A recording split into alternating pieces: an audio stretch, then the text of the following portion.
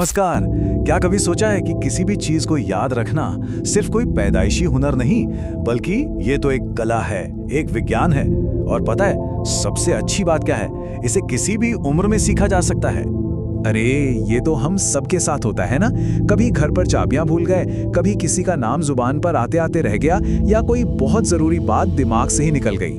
लगता तो बहुत आम है, लेकिन हमारी रोज की जिंदगी पर इसका असर पड़ता है। ये बात कितनी सही है, खासतौर पर जब बात याददाश्त की हो। सोचिए, जब मन हमारे कंट्रोल में होता है तो वो कुछ भी सीखने और याद रखने में हमारा सबसे बड़ा साथी बनता है। पर जैसे ही ये बेकाबू होता है, छोटी छोटी बातें याद रखना भी एक जंग जैसा लगने लगता है। देखिए, छोटी छोटी बातें भूलना भले ही नॉर्मल लगे, पर धीरे धीरे ये हमारे कॉन्फिडेंस को कम कर सकता है। याद रखिए, एक अच्छी मेमोरी सिर्फ चीजें याद रखने के लिए नहीं होती, वो हमें ज्यादा काबिल और आत्मविश्वासी महसूस कराती है।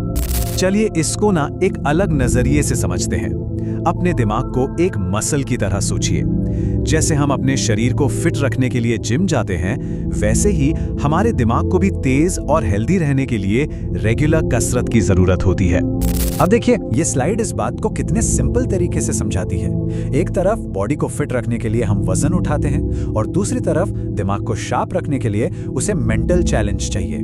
मतलब दोनों को ही अपनी टॉप फॉर्म में रहने के लिए एक्सरसाइज की जरूरत है। तो सवाल यह है कि दिमाग की कसरत कराएं कैसे? चलिए दो बहुत ही मजेदार और एकदम असरदार ब्रेन एक्सरसाइज देखते हैं, जो याददाश्त को तेज करने में कमाल का काम करती हैं। पहली एक्सरसाइज है कलरफुल टेक्स्ट चैलेंज। अब ये एक्सरसाइज खास क्यों है? क्योंकि ये दिमाग के राइट और लेफ्ट दोनों हिस्सों के बीच एक कनेक्शन बनाती है। एक हिस्सा शब्द पढ़ता है और दूसरा हिस्सा रंग को पहचानता है। रूल्स बहुत सिंपल हैं। स्क्रीन पर कुछ शब्द दिखेंगे, आपको शब्द नहीं पढ़ना है, बल्कि जिस रंग से वो लिखा है उस रंग का नाम जोर से बोलना है। तो तैयार हैं? चलिए शुरू करते हैं। अब इन रंगों के नाम बोलिए।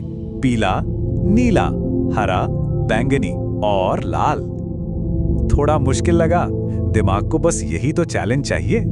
अच्छा, अब इसे उल्टे क्रम में ट्राई करते हैं। लाल, बैंगनी, बहुत बढ़िया। हमारी दूसरी एक्सरसाइज है शुल्ट्ज टेबल। सीधे शब्दों में कहें तो ये एक सिंपल सा दिखने वाला टेबल है, जो हमारे दिमाग को एक काम से दूसरे काम पर तेजी से स्विच करने की ट्रेनिंग देता है। ये फोकस और ध्यान बढ़ाने का एक जबरदस्त तरीका है। इसके नियम भी बहुत आसान है।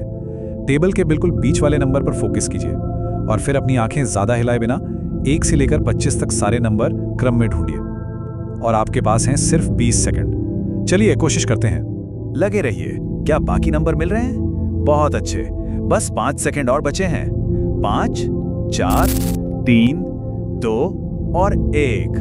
शाबाश। तो ये तो था दिमाग के लिए एक क्विक वार्म अप।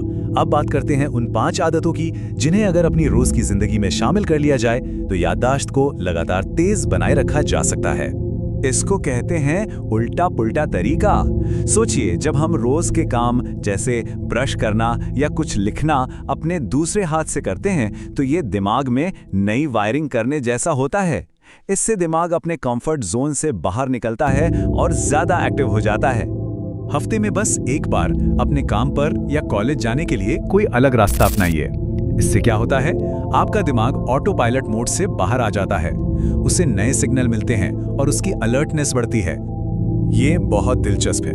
अगली बार जब किसी से मिलें तो उस इंसान में 4-5 नई चीजें नोटिस करने की कोशिश करें, जैसे उनकी घड़ी कैसी है, उनकी आंखों का रंग क्या है, और फिर बाद में उन डिटेल्स को याद करने की कोशिश कीजिए।